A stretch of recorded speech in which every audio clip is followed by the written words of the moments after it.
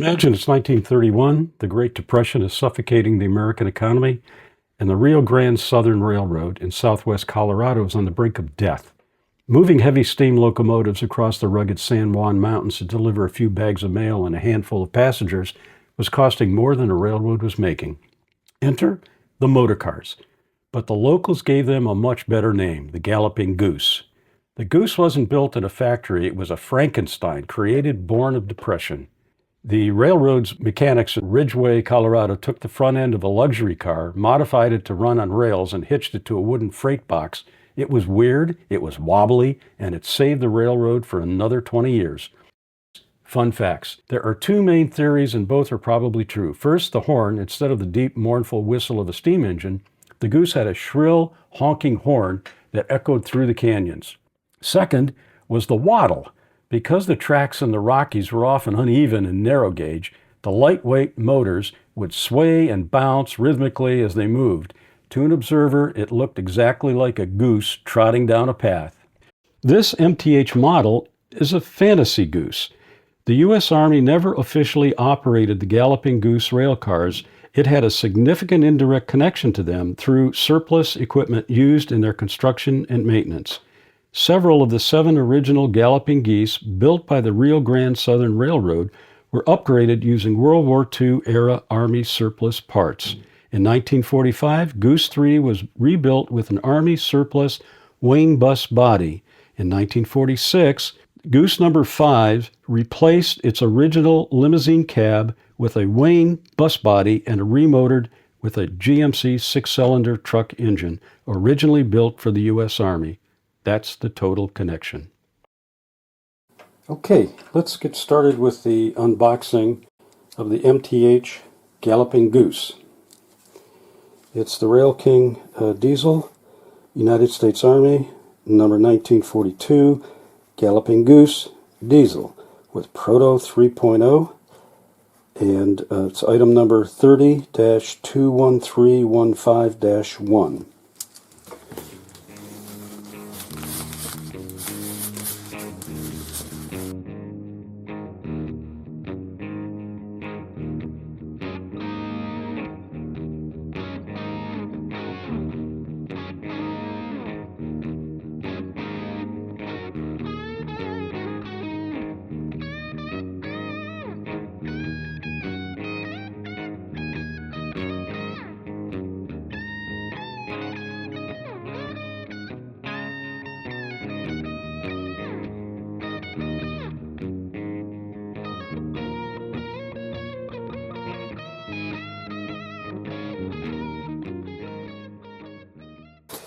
There's the manual.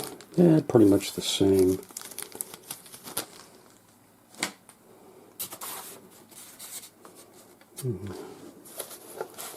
There's the Grey Goose itself.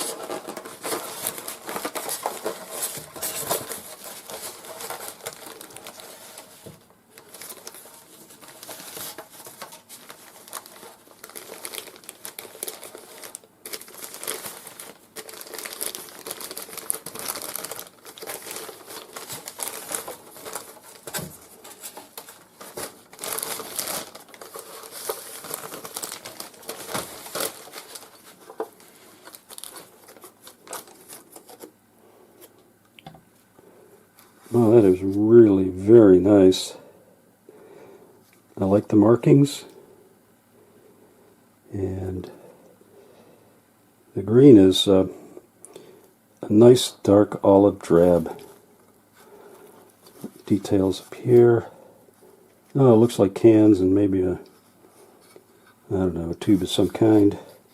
Passenger cars back here, and here's the freight wagon. Okay, let's review the Galloping Goose. The first thing I'd like you to note is the olive drab color. It's perfect for my layout. It matches a lot of the military items I have. And it's all plastic. It is articulating, which is kind of cool. When you think articulation, you think huge engines. It's, as I said, it's mostly plastic, but there is some metal underneath. It has 2 pickup rollers, as you can see. And over here, I think you can see it. Yes, you can. There it is. It's blue. That's master volume. There are metal trucks. There are 3 of them. It's a 222 or a 444, however you want to look at it. And all of the detail is molded in. The olive drab color is very well done. This big cow catcher is for the elk, as I explained earlier. The headlights are molded into the fenders, so the front end of this is actually, best I can figure, is a 1938 Pierce Arrow. One thing that's kind of cool, let me move in on it a little bit so you can see it a little better. There we go. They riveted on a patch to cover the rear wheel well.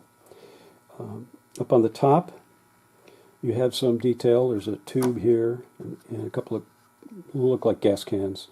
And I think this is the other separately applied grab rail or railing, whatever you want to call it, for the storage compartment.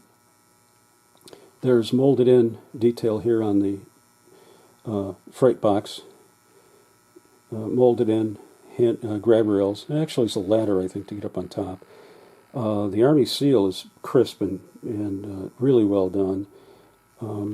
There are hinges on the doors and also a door latch, and that's the crest of the Quartermaster Corps, United States Army's Quartermaster Corps. Now what I'd like to do is show you the lighting and sound. It has Protosound 3.0, so you have the passenger freight announcements just like you would in any other MTH engine. The only thing that's different is the horn, and I'll blow that for you too. But the lighting is kind of interesting. When it starts up, you'll see the headlights go on, and the light comes on in the compartment.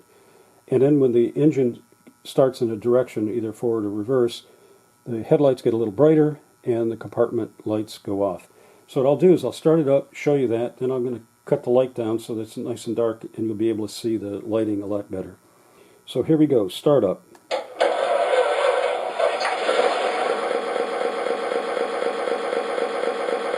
We're barely running on schedule as it is. I hope this doesn't take too long. Crew talk. This is the last stop. And you got a bonus shutdown. Okay, so let me start it up again.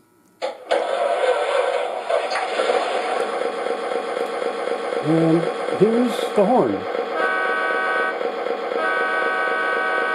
And it's certainly not a steam whistle, and it's not a diesel horn. That is an auto horn. Okay, so now I'm going to move it out.